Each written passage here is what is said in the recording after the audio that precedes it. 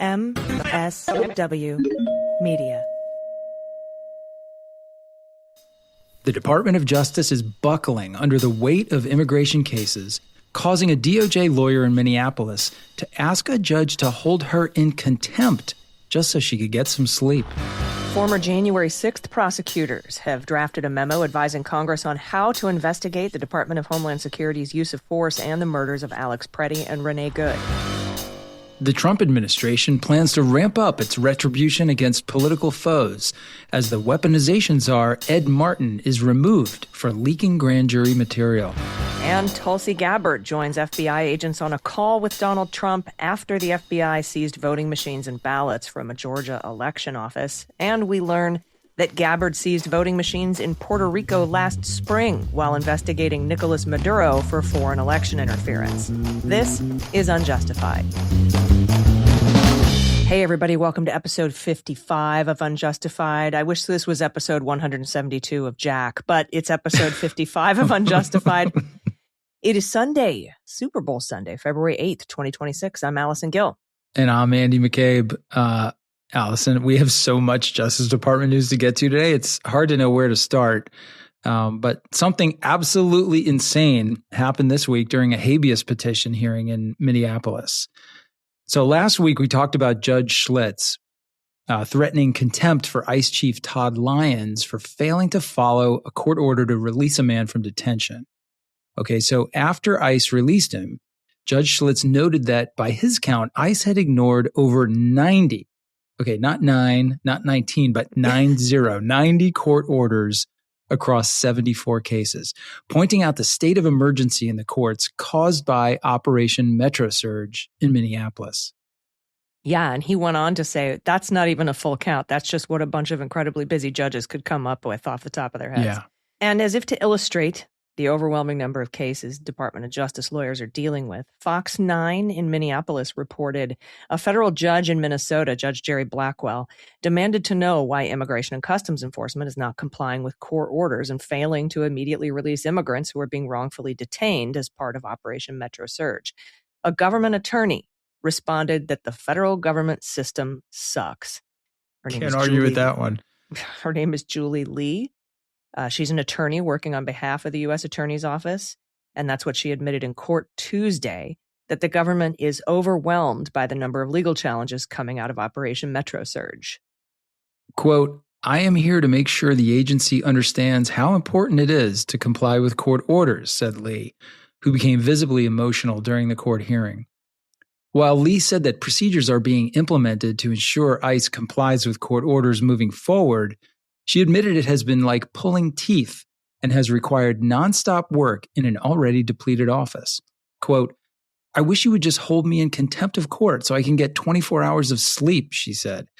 The system sucks. This job sucks. I'm trying with every breath to get you what I need. The judge then said, some of this is of your own making because of noncompliance with orders. Blackwell further expressed a frustration that people with no criminal records are being wrongfully detained even after judges have ordered their immediate release. He said there are too many detainees and too many cases in the ongoing immigration operation that is clearly outpacing logistics. Yeah, and then Lee volunteered to help the U.S. Attorney's Office last month as habeas petitions started to flood into federal court. She previously worked as an attorney for ICE in immigration court.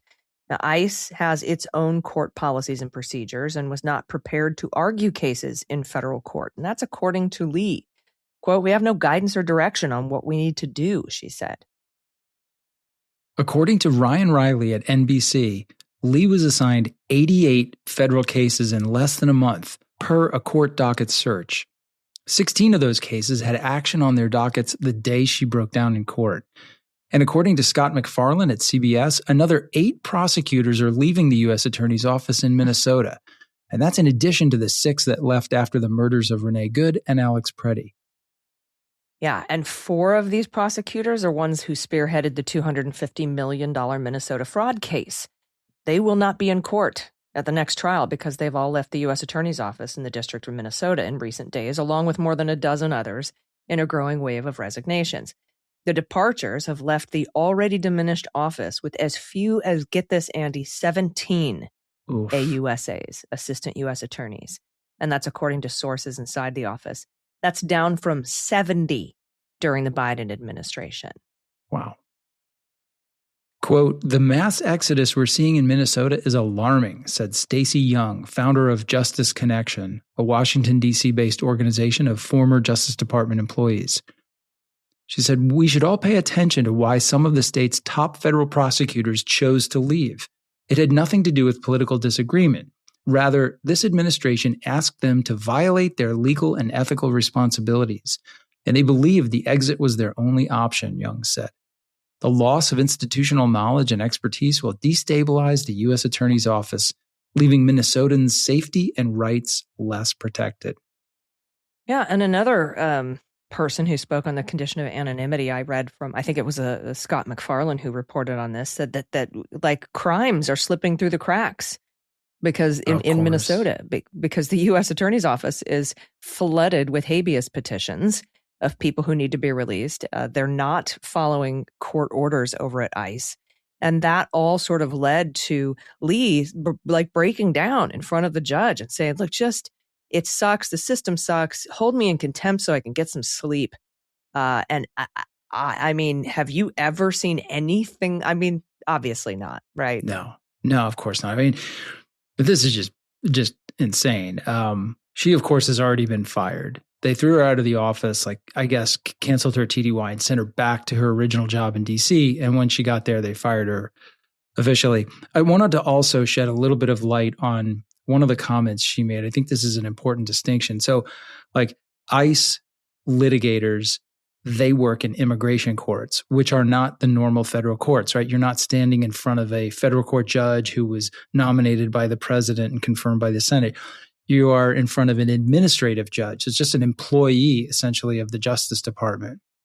So habeas petitions have to be filed in federal court. So if you've been illegally detained in the immigration system, you don't file a habeas petition in the immigration system. You go and actually file a lawsuit, essentially, in federal court. And the purpose of that suit is to get you in front of a judge to have a judge adjudicate whether your detention is lawful. So that's why there's kind of, now you got Julie Lee. She's just one example, but she's been thrown into federal court. She doesn't even normally work there. That's what she's talking about when she says we don't have the guidance. We don't know what we're doing here. Might also shed some light on why they're violating so many court orders. Like, the whole thing just like doesn't connect because they've never, ever done this on this scale before.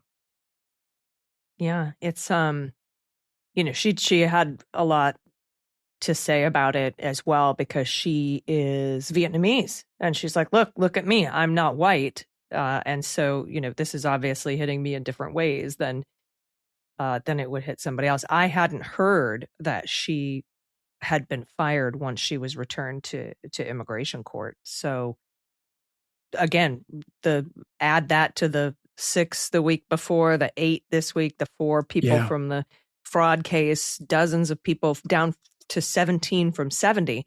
And then you move her back to immigration court. And, Trump has fired tons of immigration judges and as well as in that system under the executive branch. Now, she wasn't a judge, but they're also hanging on by a thread.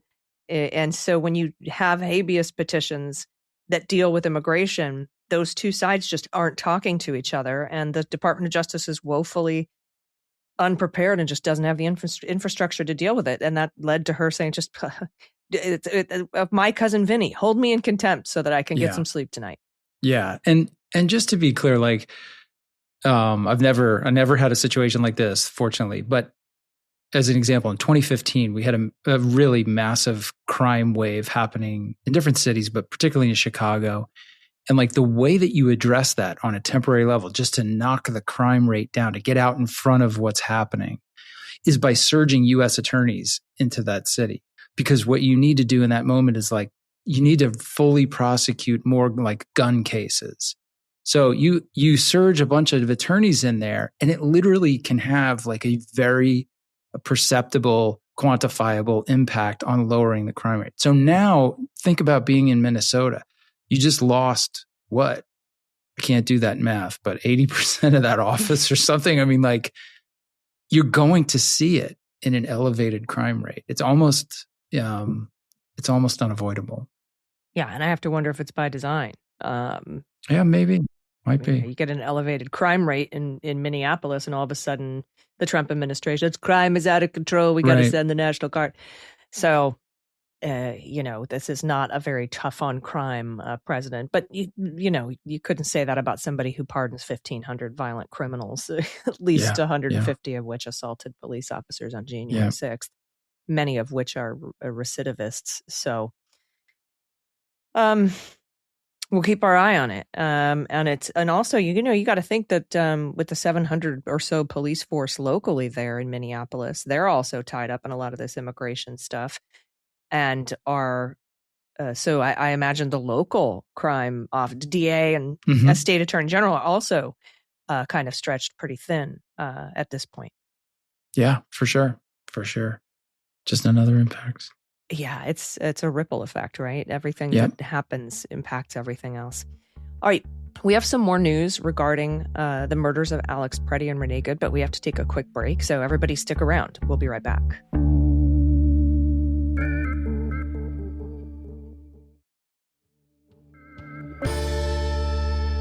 All right, everybody, welcome back. Like I said before the break, we have more news regarding the investigations into the murders of Alex Pretti and Renee Good.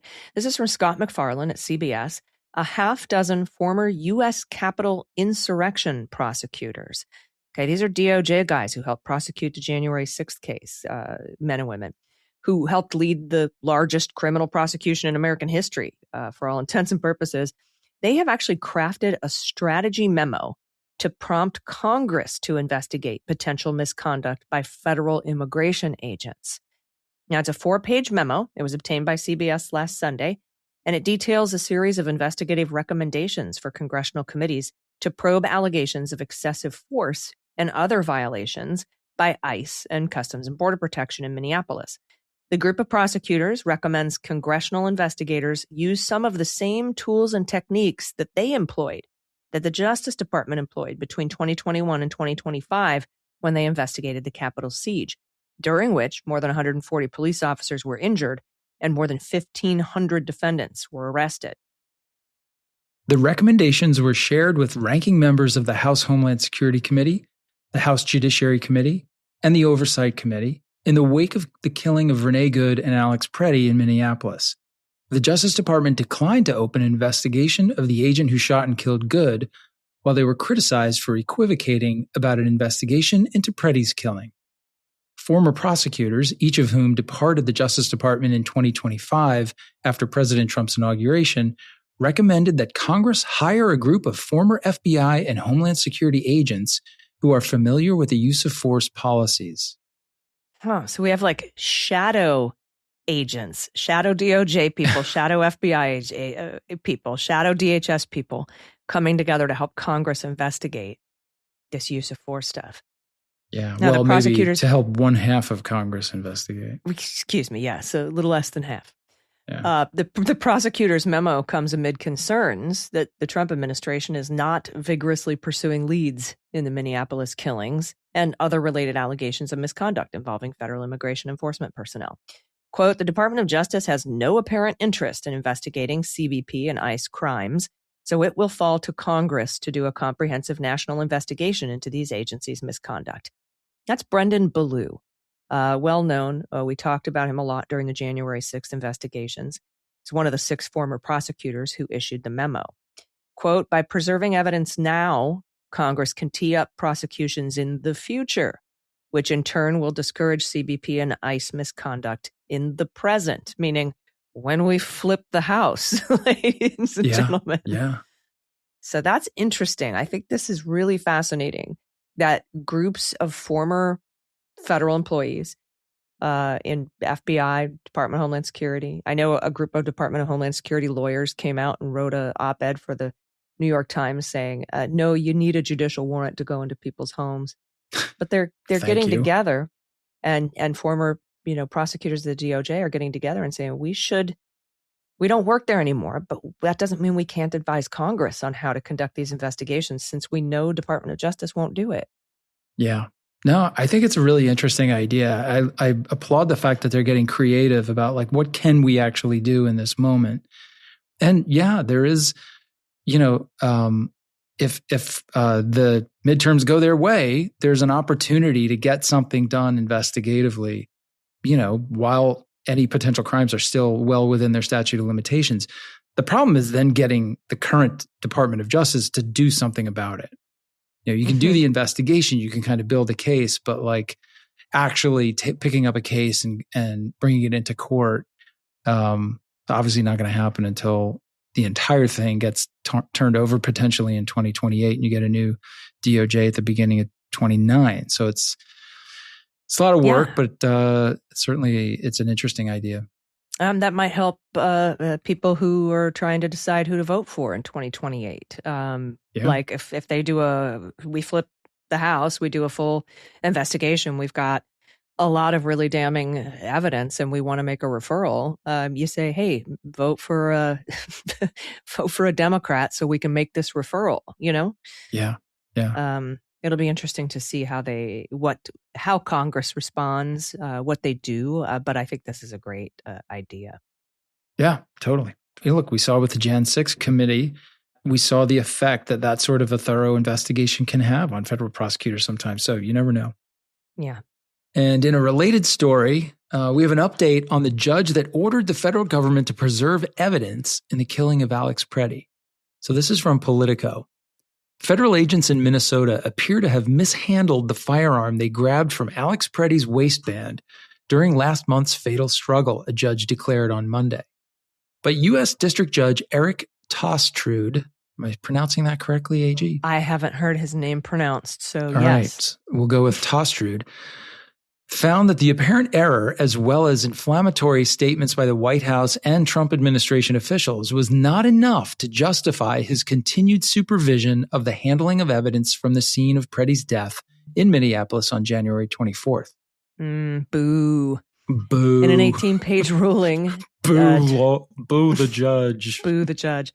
Tostrude, in his 18-page ruling, said that he would lift his own restraining order that he granted last week after state and local officials raised alarm that the Department of Homeland Security personnel may have failed to safeguard crucial evidence from the crime scene. Quote, though the record is not one-sided, the greater weight of the evidence shows that the defendants, that's the government, is not likely to destroy or improperly alter evidence related to Mr. Pretti's shooting during the life of this case, and other relevant considerations do not, on balance, favor a continuing preservation order. So he's a Trump-appointed judge. He issued a temporary restraining order. We talked about it last week. Like, hey, if you're going to try to get evidence, like get a warrant to get evidence from the federal government, preservation order is first. So he's now lifting this temporary restraining order, saying the record's not one-sided, but he's actually giving the presumption of regularity to the federal government that they won't destroy or screw with evidence. I think this is interesting. Yeah. So while the judge agreed to allow federal officials to continue their investigation without restriction from the court, he coupled that conclusion with a sharp criticism of White House Deputy Chief of Staff Stephen Miller and Homeland Security Secretary Kristi Noem over their public comments, painting Pretti as someone with the intention of killing federal law enforcement agents. Quote, these statements are troubling, Tostrude wrote. They reflect not a genuine interest in learning the truth, but snap judgments informed by speculation and motivated by political partisanship. Well, then keep the thing in place. Right? I mean, these statements are troubling. They're worse than troubling, Judge. I mean, I applaud your sense of decorum, but geez Louise, these statements are batshite crazy. I know. Now, totally unfair. Tostrude said some evidence was probably damaged or lost in the initial hours of the investigation when state officials were initially denied access to the shooting scene by the feds, who later retreated, leaving the area unsecured. But he attributed any compromises to the volatile crowd that forced agents from the scene. I disagree with that characterization of what happened.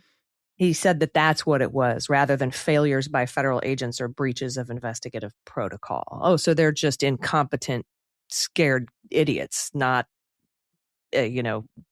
criminally minded people who want to destroy evidence. Okay, all right, great. He said, the record here shows the loss or spoliation more likely resulted from exigent circumstances, not from the defendant's substandard evidence gathering or preservation activities. So I disagree with him. This will be appealed, I'm sure. I don't know if you can appeal. I guess it's if he's denying a preliminary injunction, I guess that could be appealed. We'll see. We'll keep an eye on it for you, though. Yeah, I don't know, man. These are the kind of orders that district court judges have enormous kind of say, right? It's not the kind of thing that an appellate court would typically go back in and rejudge this judge's view of the facts. So there's that. The other thing is it feels a little bit like the failure of, I think it was Ro Khanna and Thomas Massey who filed this. The guys who wanted Southern to District. have the judge appoint a special master. Right. And the judge basically said, nice try, but I don't really have any standing to get involved in this thing, right? Because the case was not in front of him. He didn't have something to litigate. That's kind of what this has always felt like to me. Yeah, what they're this basically guy has trying jurisdiction, and they have standing. He didn't dismiss it on those things. He just feels that we should trust the government here. I get that, but there's a similarity in that. Like what the plaintiffs were trying to do here is basically get this judge to perform oversight of the DOJ, and courts are reluctant to do that.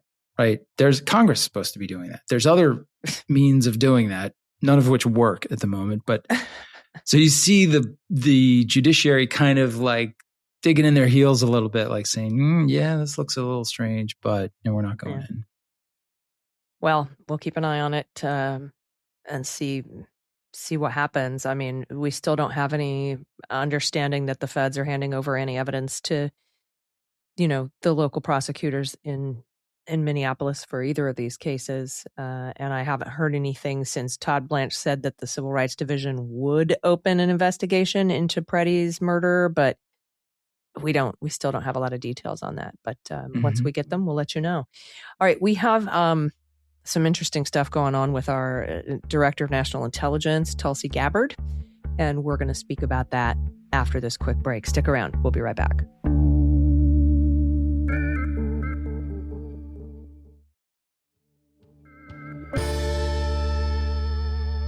Welcome back. Okay, next up, we told you last week that Tusli Gabbard was present during an FBI raid of Fulton County, Georgia election offices, and now we have more information on that. So from the Times, we have, by any measure, the FBI's search of an election center in Fulton County, Georgia last week was extraordinary. Agents seized truckloads of 2020 ballots as President Trump harnessed the levers of government to not only buttress his false claims of widespread voter fraud, but also to try to build a criminal case against those he believed wronged him. Behind closed doors, Tusli Gabbard, the Director of National Intelligence, met with some of the same FBI agents, members of the Bureau's field office in Atlanta, which is conducting the election inquiry. 3 people with knowledge of the meeting said. They could not say why Ms. Gabbard, who also appeared on site at the search, was there, but her continued presence has raised eyebrows given that her role overseeing the nation's intelligence agencies does not include on-site involvement in criminal investigative work. Oh, weird. So what occurred during that meeting was even further outside the bounds of normal law enforcement procedure. Ms. Gabbard used her cell phone to call Donald Trump, who didn't pick up initially but called her right back shortly after. And the president addressed the agents on speakerphone, asking them questions, as well as praising and thanking them for their work on the inquiry. That's bonkers. I mean, yes. Yeah. Andy, do you have, who among us, how many times have you done a search and the president gives you a call and says, great job on that search. Did you find anything? How did it go with the DNI there with you? I mean, it happens all the time, right?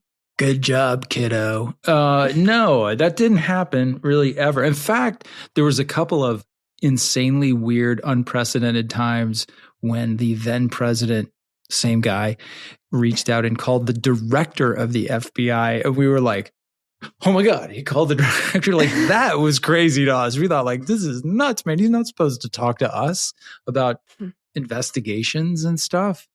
And yet he did. So, like, this is like reaching, I don't know, down past the director, past every leader in the entire organization, down to the men and women who are on the ground doing the work. Like, if you wanted to create a better scenario for like unlawful command interference sort of thing, like politically biasing the work of agents who are supposed to be unbiased and apolitical in the course of an investigation, like this was it. This is the perfect example of that. And I suspect we'll hear that later in some kind of litigation that comes out of this.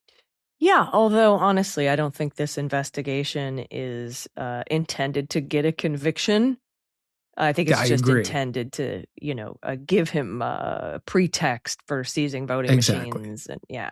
But I mean, if Jack Smith goes back to Congress and they hammer him again on, did he talk to Joe Biden? Did Joe Biden coordinate this? If I'm Jack Smith, my answer would be like, oh, like when President Trump called the FBI agents after seizing ballots in Georgia? Like that? No, no, I never had that kind of a phone call with him. He never called us. No one called us. Were not called. And they did not send the DNI over to accompany us on any of our jobs or work. Yeah, no. Joe Biden didn't send Avril Haines down to Mar-a-Lago with us, and we didn't talk to him on the phone that day. It just didn't. Imagine how insane people would have. I mean, we would have seen Republican heads exploding all over Capitol Hill. They would have a real reason to impeach him. To Joe Biden anyway. Oh, just God, incredible. And here, let's go over this timeline about why Tulsi was there and the ever-moving goalposts from this administration. This is from your colleagues at CNN. When CNN asked Trump last Thursday why Gabbard was there in Georgia, Trump suggested he was well apprised of the situation and that his spy chief was playing a very key role. Mm-hmm. But later that day, Deputy Attorney General Todd Blanche sought to put more distance between Gabbard and the investigation.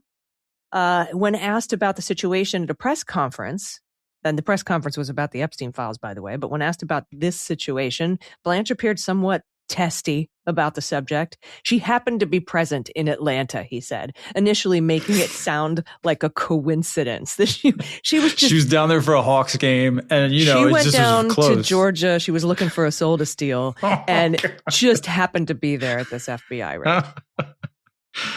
Oh my God! She happened to be present in Atlanta. I mean, John Wilkes Booth happened to go to the theater that night, and I know. He was whatever.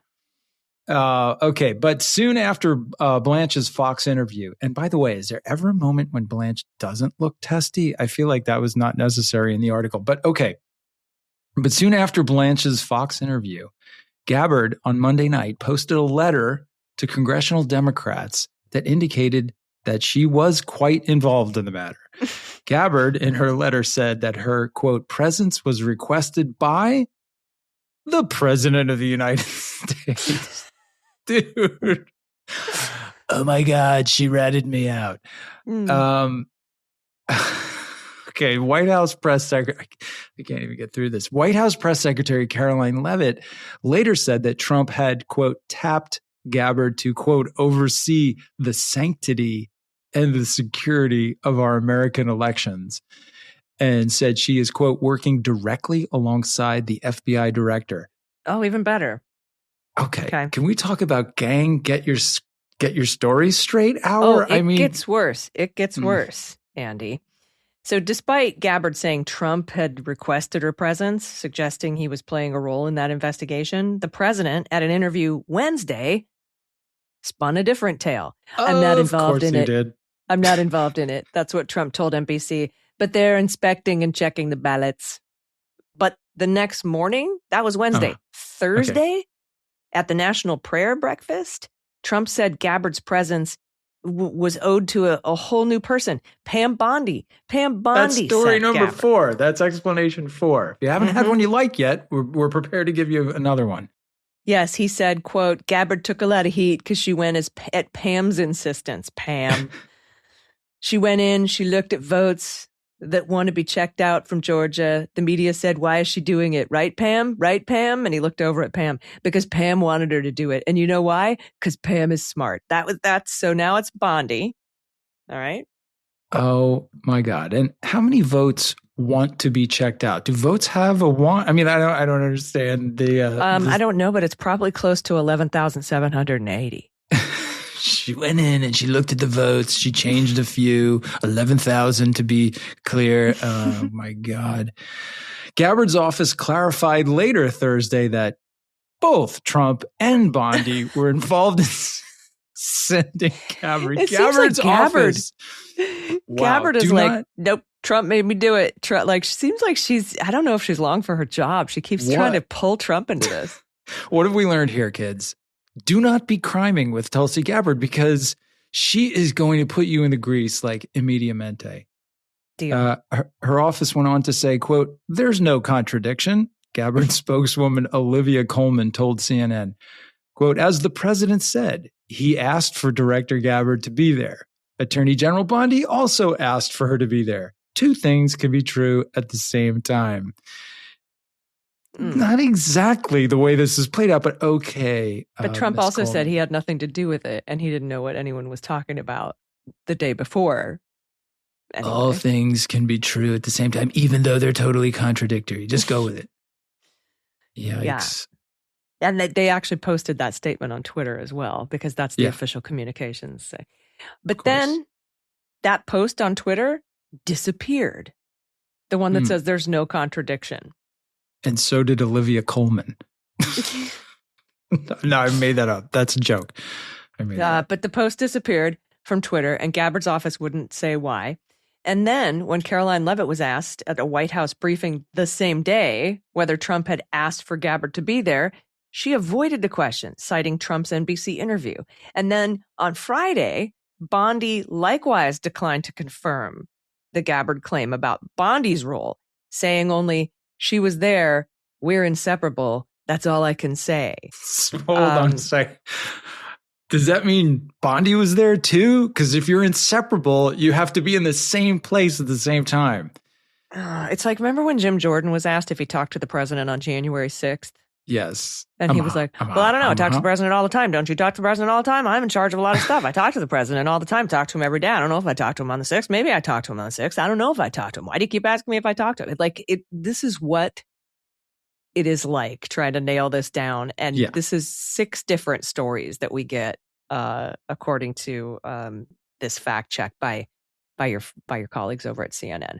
It just keeps changing. And that right in and of itself, Andy, can't that kind of thing be used in evidence as evidence that they're kind of like consciousness of guilt? Like in my case, when I talk about my wrongful termination case, the fact that they kept changing the reason as something that I can introduce as evidence. And so that seems like would be the case here. But again, Trump doesn't care if this gets to conviction or even trial. To court. Yeah, it's not going to be evidence of anything. It's evidence of incompetence. And honestly, in these dark days, the strong evidence of incompetence is really one of the most hopeful things I've come across in a long time, because you feel like they're planning on doing so many things that are illegal, unconstitutional, abusive, but their odds of success are low because they are so wildly incompetent. So I'm just going to keep hope alive with that. Of course, we also learned from Reuters that Gabbard was seized voting machines in Puerto Rico last spring as a part of an investigation into whether Venezuela and Maduro had interfered in the 2020 election. What? So here we are again. What? Who was it last week that was saying, I wonder if they're going to make Maduro confess to some sort of weird election interference? And all of a sudden, this week, we get this story from Reuters that she seized voting machines and tabulators in Puerto Rico, who, by the way, can't vote for president, and was actively investigating whether Maduro had interfered in the 2020 election, foreign interference. And that's, I said last week when we first learned about this, that's why she's there in Georgia. She's trying to fabricate some sort of foreign election interference. Trump's been trying to do it since before January 6th. so that he could justify the Pentagon going in and getting voting machines. Yeah, sending thousands of agents down there to snatch that guy in the middle of the night is starting to look so obvious. Right? At the time, we're like, what's the deal? Like, we are not being attacked by Venezuela, despite what you heard earlier last year. We are not being invaded by Venezuelans. And why are we doing this? Why are we provoking this kind of conflict? Well, I mean, the oil, certainly a part of it. But you got to think that there's some sort of master plan around here that required the presence of Maduro in a U.S. jail. Okay, and I'm going to just add a couple of points here. And I know I should grab my tinfoil hat for this, but what if this was orchestrated? Maduro's the Putin of the Americas, and Putin wants to completely delegitimize our elections. He would love nothing more. And what if that pardon of the notorious drug trafficker, former president of Honduras, was kind of like a signal to Maduro, hey, do this and, we got you. I feel like now he's in custody. Like, it's just everything seems like all roads to me, at least, but I started my whole podcasting career with the Mueller investigation, but it seems to me that all roads lead to Putin, whether it's the Epstein files, whether it's this election stuff, trying to seize voting machines, trying to destabilize Western civilization as we know it, massive election interference. But it's going to be, I'm very interested to see what happens with Maduro in the coming weeks. Yeah, I mean, if you think of, like, I don't know the answer to that, but if you think about it, what could be a more effective way of destabilizing and interfering with U.S. elections than by motivating the U.S., the United States president, to do it himself? Mm-hmm. So, yeah, I don't know.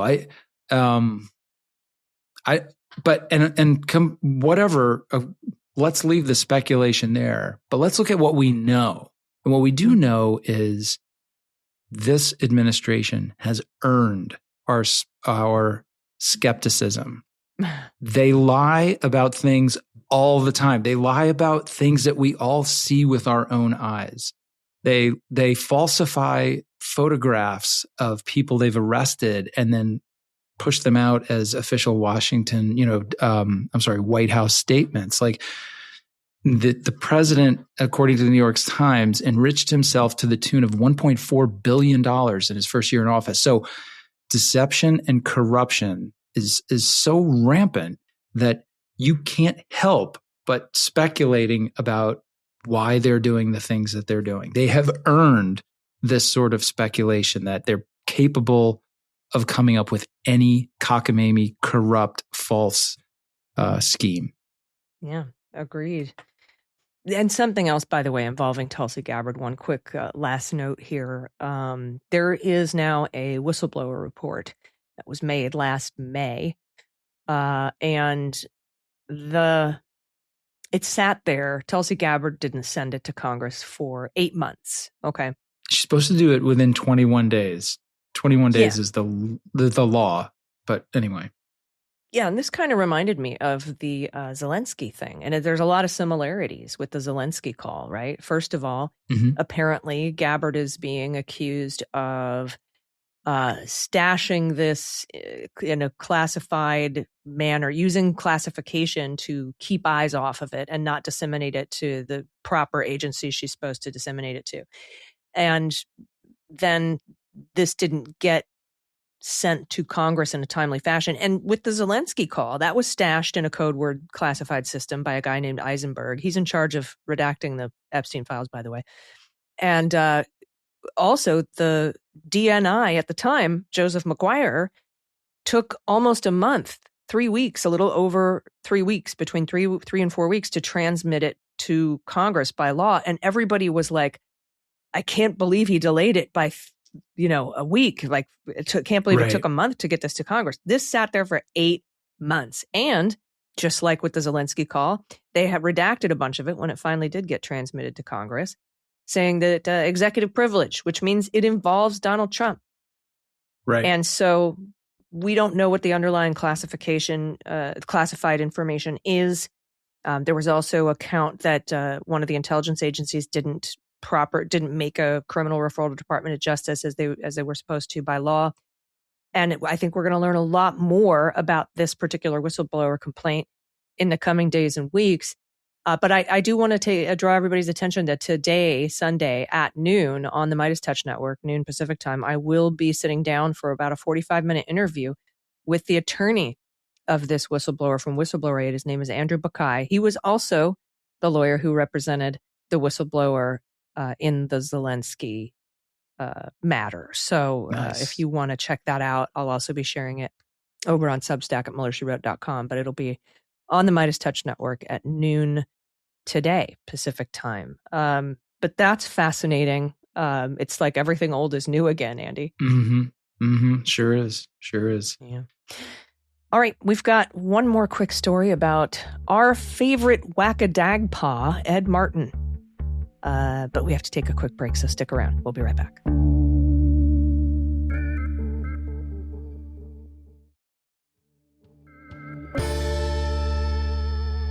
All right, everybody, welcome back. Before we get to listener questions at the end of this segment, and by the way, if you have a question, there's a link in the show notes. You can click on that link and submit a question for Andy and me. And before we get to that, Andy, the whack-a-dagpa, the Weaponization Czar Associate Deputy Attorney General Pardon Attorney, is no more. Ed Martin is just the paw. He's just the pardon attorney now. He's been relegated. So disappointing. He's been relegated to an office outside Main Justice. It's just the plain old pardon attorney. Just one job now. Wow. According to CNN, a Justice Department review found that Ed Martin improperly handled grand jury materials that were part of an investigation targeting Trump's political enemies. That's at least two sources familiar who spoke to CNN said. It was at least part of the reason that Martin was pushed out of the Department of Justice headquarters. The review, which was overseen by Todd Blanche's office, focused on whether grand jury material gathered in the mortgage fraud inquiry into Senator Adam Schiff and New York Attorney General Letitia James had been illegally shared with people not authorized to possess that information. That's according to multiple people briefed on the matter. Ed Martin broke the rules. Andy, can you believe it?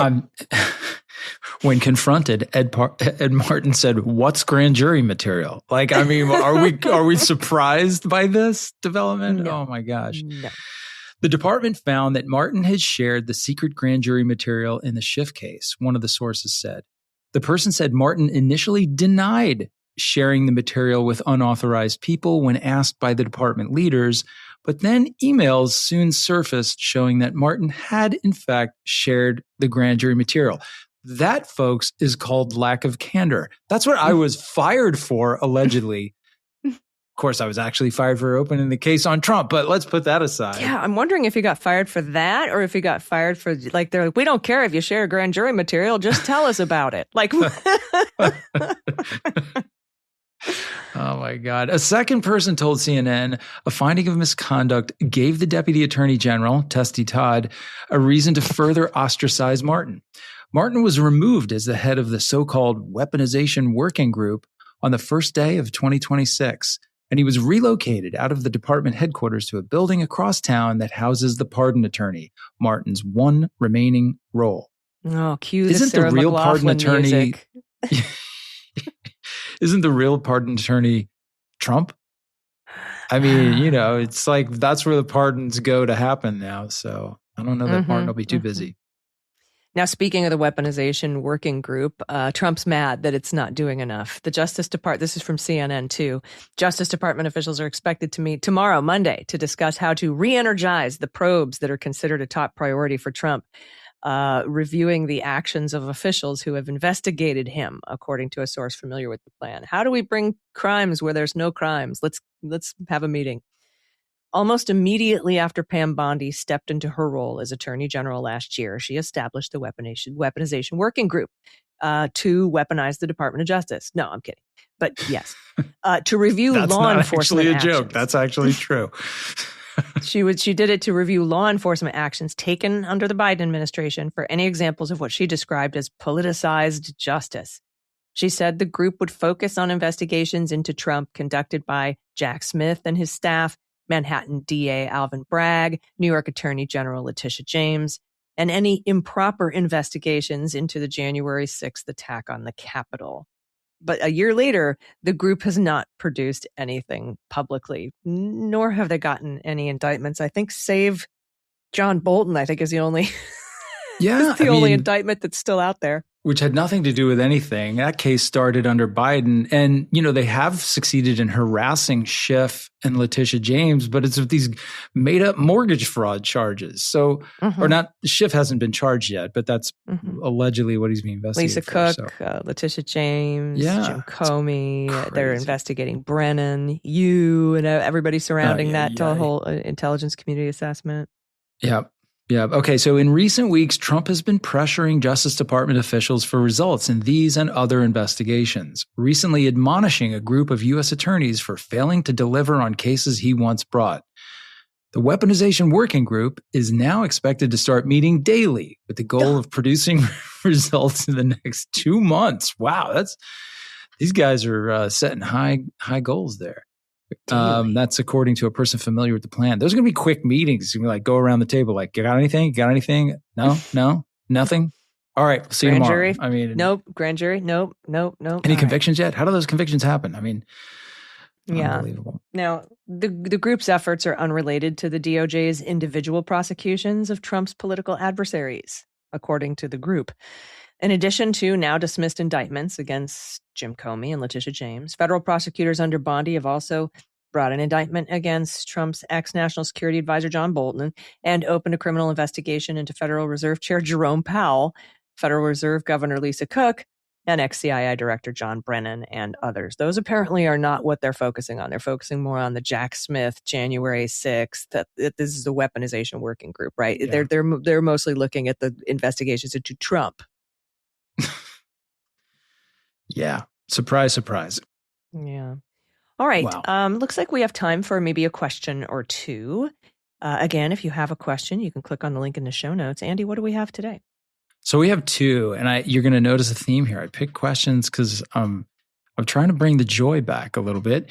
It was a very somber show last week, in which I almost lost my mind. But I got such great, there's so many good questions this week.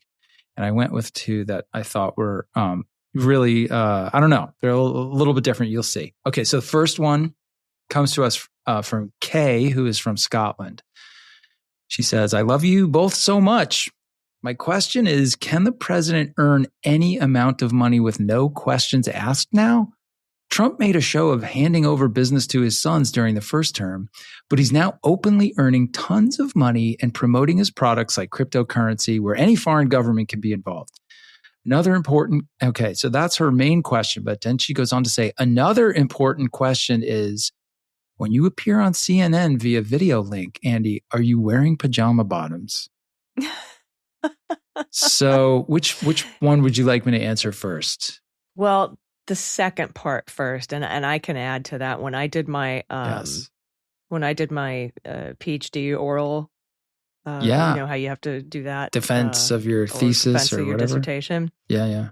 I was on vacation in Hawaii at the time, and I was wearing a blazer on top. It was via Zoom, but on bottom I had my bikini bottoms and tutu and high heels. So I did that on purpose because nice. I wanted to make a thing out of, not, you can't see what's down here. So I had fun with that. How about you? So the answer to the pajama question is hell yeah. And especially the early morning, the morning show hits. There's some pajama action going on there. Like not during the day, because I do get my act together and put on real clothes at some point. But yeah, the pajamas have had a little bit of TV time. You haven't seen it. I hope not. I don't typically get up. But yeah, it's business on top and party on the bottom with these video links from home. Here's another secret revealed. Even in the studio hits, I'm always wearing jeans and sneakers because early on I went on Wolf's show once, and I don't know, I'm sure know this, Allison, but the the furniture in these sets, it's not like real furniture made at a furniture company. They just make it like somewhere in the building, and it's like kind of slapped together, a little bit rough. Yeah. And so I had this new suit on, and I was sitting on set with Wolf. And as I got up to leave, this jagged piece of metal on the desk, like ripped a massive hole in my pants. I was so torqued. I was like, I'm never wearing suit pants in here again. So I always wear jeans and sneakers. And it doesn't really matter because you don't really ever see that side. So yeah, a little bit of that's the behind the look of the TV stuff. All right. So now to the real question. Can the president earn any amount of money with no questions asked? Well, can he? No, he shouldn't, because they have this thing called the emoluments clause. It basically says the president cannot accept anything, any kind of benefit or payment from a foreign government.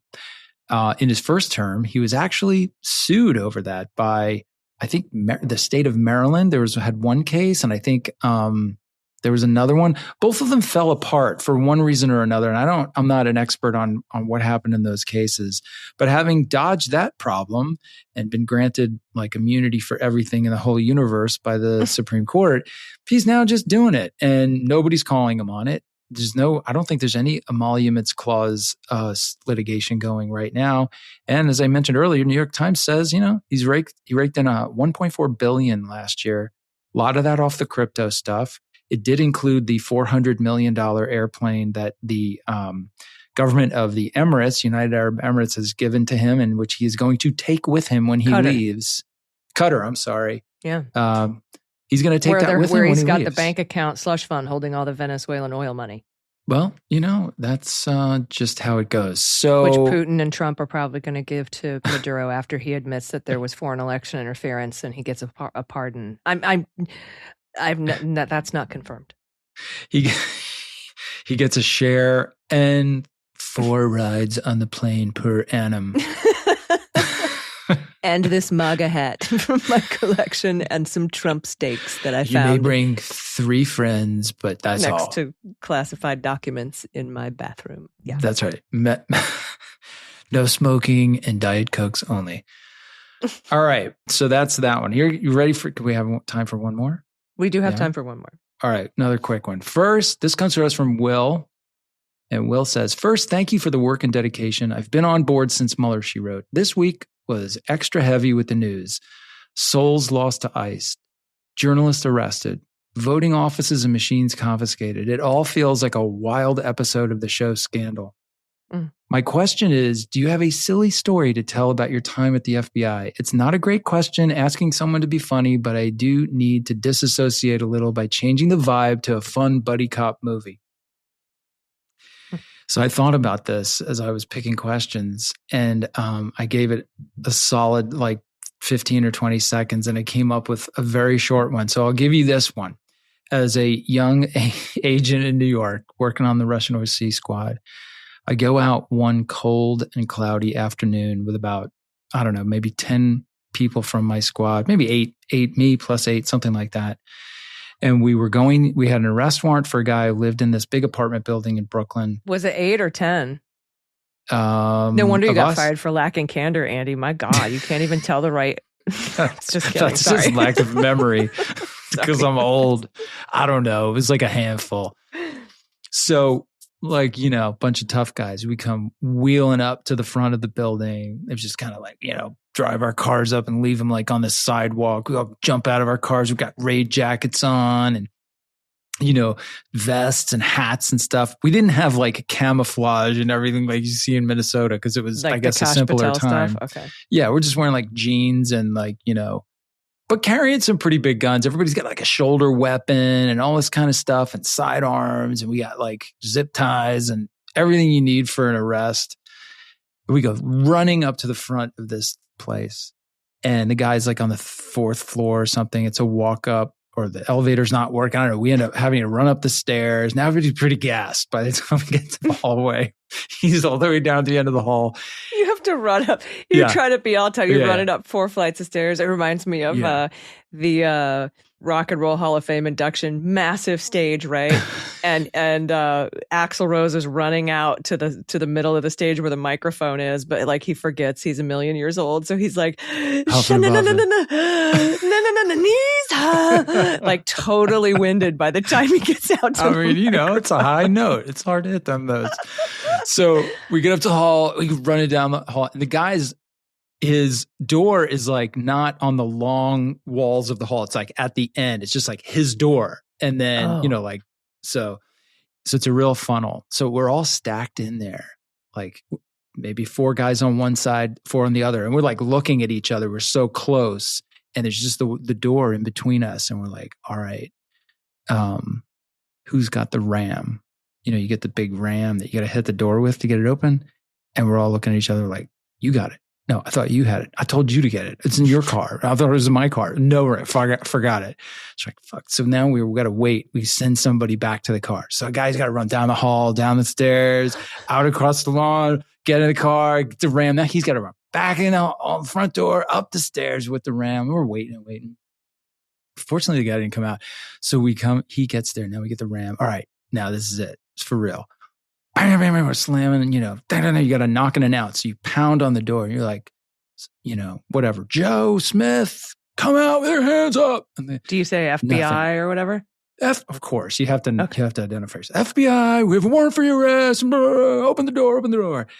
And so the guy starts yelling at us from the other side of the door. This is not a good thing because you're thinking like, you know, maybe he's just like loading his machine gun and going to try to kill us all through the door. And we're like, get this door open now, get this on. He's like, I can't. So finally, like, hit it with the ram. So the biggest guy on our team is a guy named Gary. He hits the door, doesn't even budge. Hits it again, no budge.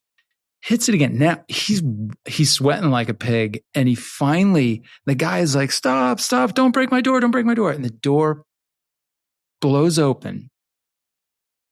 4 or 5 long guns pointing in his face. And we're like, put your hands up. And he puts his hands in the air and none of us has blocked the door. So it just swings back and closes right in our faces. Like, damn, we should have planned this better. And we're like, oh my God. And then we're like, all right, open the door again. The dude is like, I can't believe we haven't seen this. I can't believe we haven't seen this gag in like a, you know. Oh my God. It was movie. Right out of just a moronic comedy. And he opens the door that time. We were like, okay, could you hold the door and so naked gun or something? Right. After that, everything was very toned down and normal. But yeah, every now and then, you know, it's hijinks out there in the scary world. In the mean streets. Well, thank you for that story. And thank you everyone for sending your questions in. We have so many great questions. We might have another questions episode pretty soon where we just exclusively answer your questions. And you can submit one by clicking the link in the show notes. So thank you so much for listening to Unjustified. We really appreciate it. If you get a chance, check out my interview with the whistleblower attorney from Whistleblower Aid. His name is Andrew Bakai. That's on the Midas Touch Network Sunday, today at noon Pacific time. Well before the Super Bowl starts. So there'll be plenty of time to catch that. And if you miss it, you can always follow up and watch it over at MillerSheWrote.com. Do you have any final thoughts before we get out of here today, my friend? No, hold on. You know what? Watch the Super Bowl after you see the interview and have a great weekend.